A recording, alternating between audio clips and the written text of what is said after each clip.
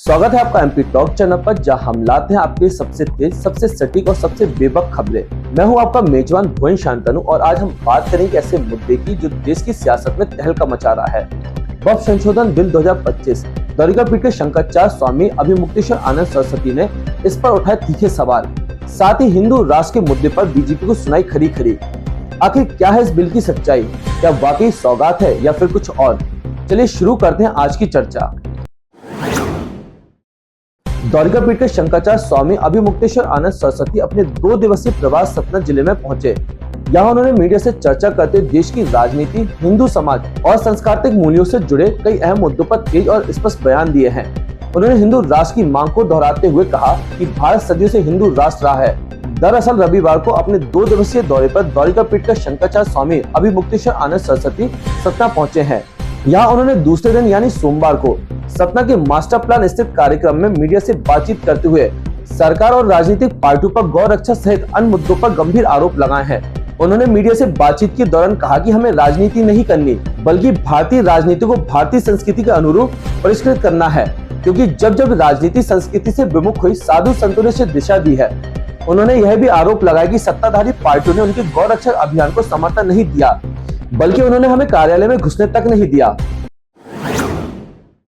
वक्फ संशोधन बिल को लेकर शंकराचार्य जी ने प्रधानमंत्री पर निशाना साधते हुए कहा, वक्फ बिल मुसलमानों के लिए सौगात मोदी है। यह सिर्फ एक जुमला है, क्योंकि आज तक न कोई वक्फ संपत्ति सरकारी हुई है और न ही हिंदुओं के पास आई है।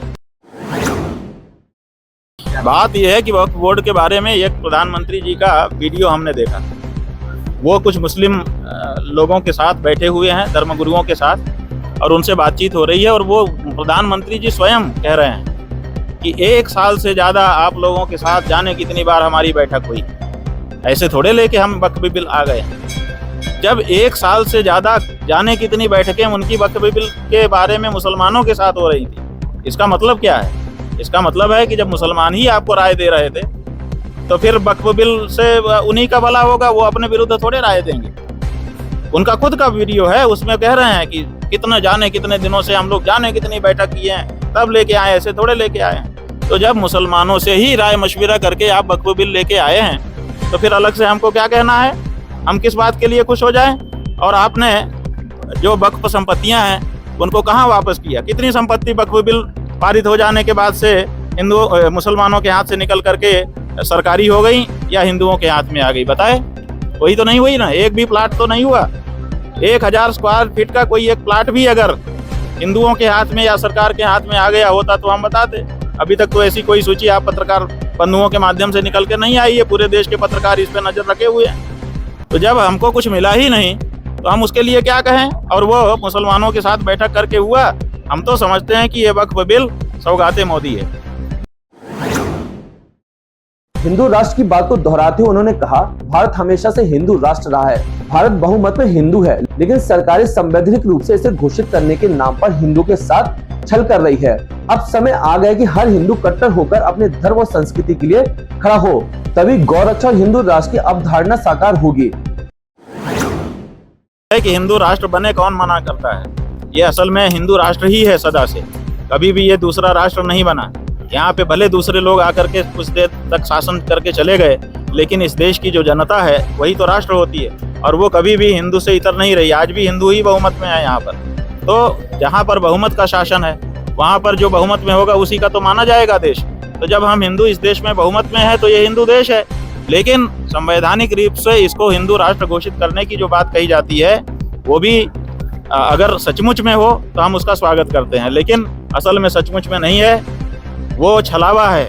हिंदू जनता को हिंदू राष्ट्र की बात उठा करके, जैसे कहते हैं 15 लाख देंगे, बाद में कहते हैं जुमला है, ऐसे हिंदू राष्ट्र की बात भी है। देखिए 14 ईस्वी के पहले कहा गया था कि हम गौ हत्या बंद करेंगे, लेकिन कहाँ किया गया? आने के बाद बात खत्म कर दी गई। ऐसे हिंदू राष्ट्र की बात उठाई जाती है, उससे वोट लिया जाता है, और सत्ता में आने के बाद उसको कभी भुला दिया जाता है।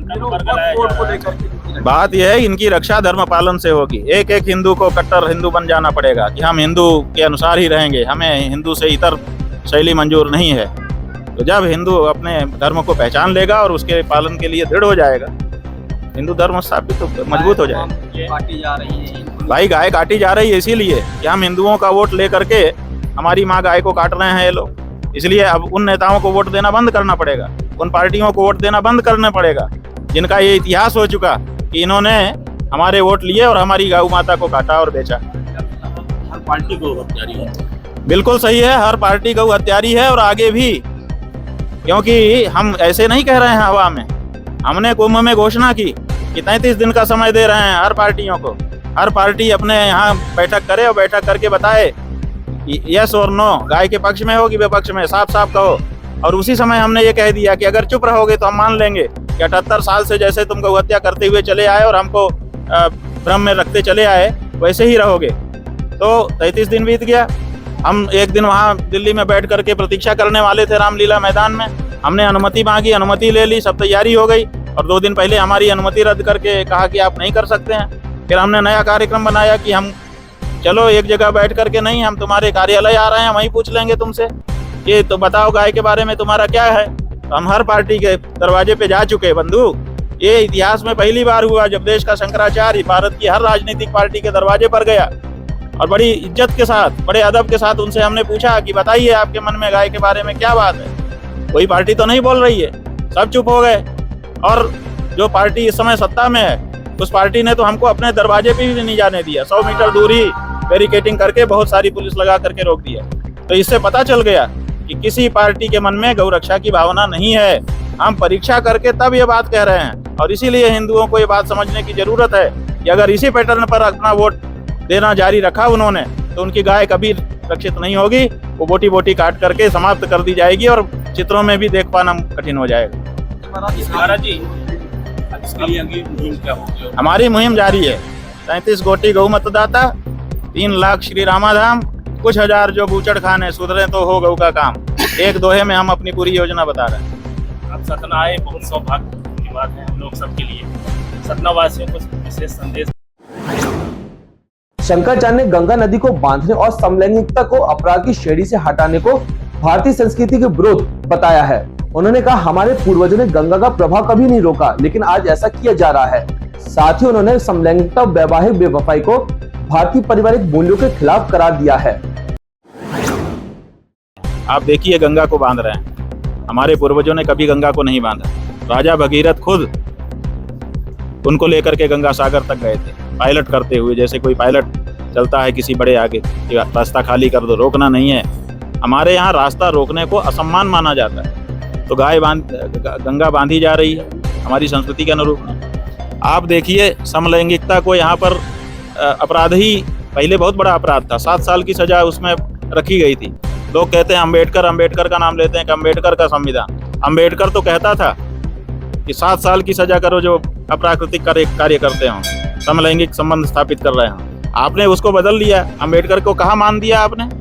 आप तो अम्बेडकर के विरुद्ध जा रहे हो, लेकिन हो गया, उसमें कोई दिक्कत नहीं है। अब समलैंगिक संबंध अपराध ही नहीं रह गए।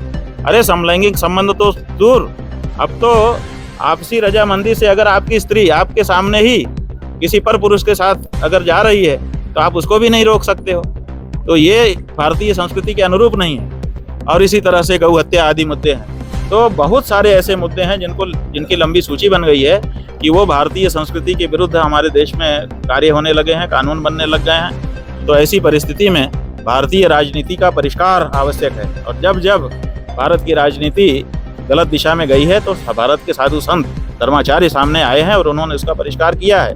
तो हम जो कार्य कर रहे हैं, गौ संसद का निर्माण कर रहे हैं, वो इसलिए नहीं कर रहे हैं कि हमें राजनीति करना है, हम इसलिए कर रहे हैं कि हमारी राजनीति में परिष्कार।